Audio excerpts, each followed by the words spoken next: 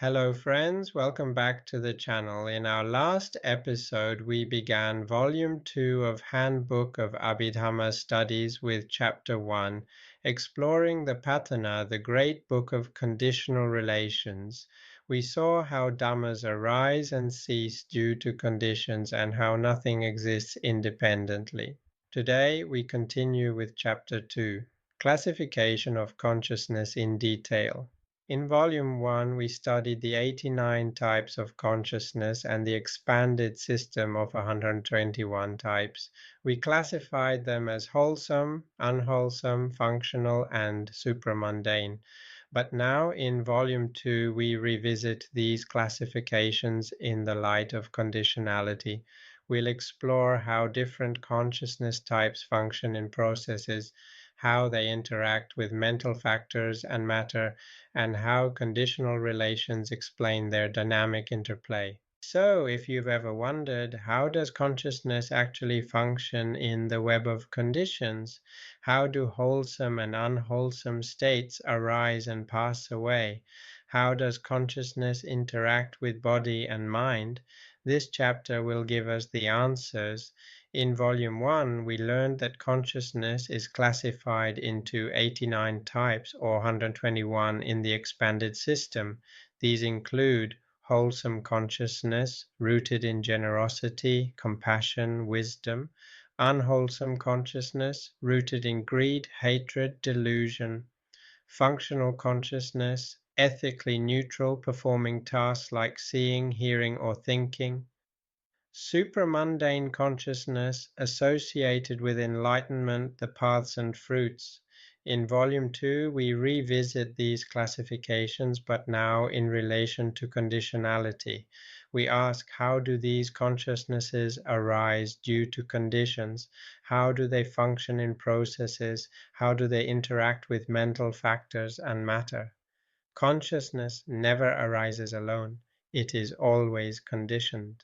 For example, root condition, wholesome roots condition wholesome consciousness, unwholesome roots condition unwholesome consciousness.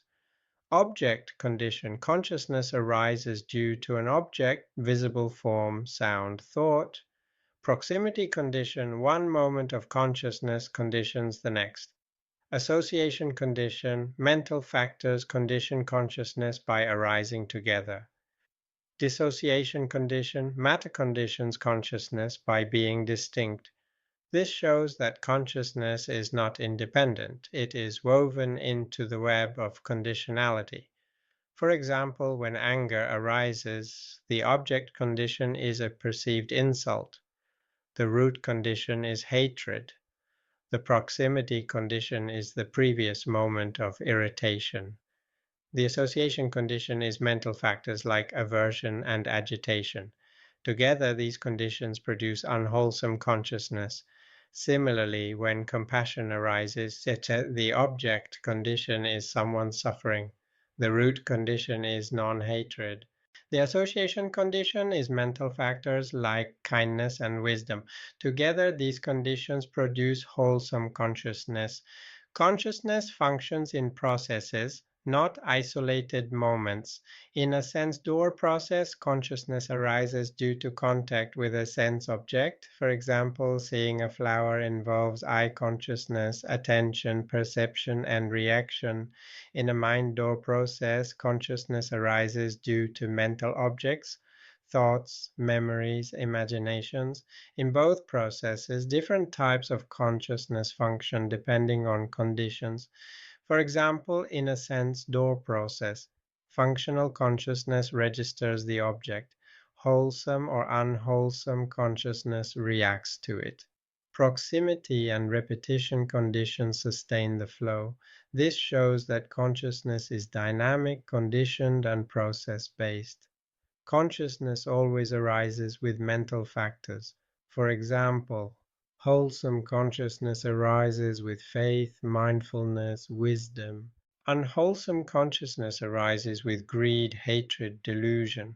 Functional consciousness arises with perception, attention, volition. These mental factors condition consciousness. They shape its ethical quality and experiential flavor. For example, when generosity arises, consciousness is conditioned by non-greed and compassion. When anger arises, consciousness is conditioned by hatred and delusion. This shows that consciousness is not ethically neutral. Its quality depends on the mental factors that condition it. Consciousness also interacts with matter. Mind conditions body. For example, intention leads to speech or action. Body conditions mind. For example, the state of the body influences consciousness. This interaction is explained by conditional relations. For example, consciousness condition. Certain mental states generate physical phenomena. Nutriment condition. Food sustains both body and mind. Temperature condition. Heat influences both matter and consciousness. This shows the interdependence of mind and matter. Neither exists independently. Both are conditioned. How does this help us in practice? When we meditate, we can observe consciousness in conditional terms.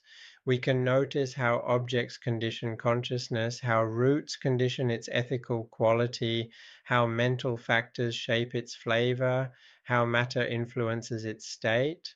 This observation deepens insight. It helps us see impermanence, suffering, and non-self. For example, when anger arises, we can reflect, this is conditioned by perception, attention, and past habits. It is not me, it is just conditions. That reflection weakens attachment. So, the classification of consciousness in detail is not just theory, it is a practical guide to seeing conditionality in meditation and daily life. Some critics say the classification of consciousness is too complex. Why 89 types? Why 121? Isn't this over-analysis? But the purpose is precision. Just as a doctor studies anatomy in detail, a meditator studies consciousness in detail. Another criticism is that it is too abstract. But in practice, even a basic understanding helps us see conditionality. We don't need to memorize all 121, we just need to see that consciousness is conditioned. So, to conclude, Chapter 2 of Volume 2 revisits the classification of consciousness, but now in relation to conditionality. We've learned that consciousness is conditioned by roots, objects, proximity, association, and matter. We've seen how different types of consciousness function in processes. We've explored how consciousness interacts with mental factors and matter. Most importantly, we've seen how this helps us in practice. By observing consciousness as condition, we deepen insight and move toward liberation. Thank you so much for joining me in this deep dive into Chapter 2 of Handbook of Abhidhamma Studies, Volume 2. We've journeyed through the classification of consciousness in detail, seeing how it functions in processes and interacts with mental factors and matter through conditional relations.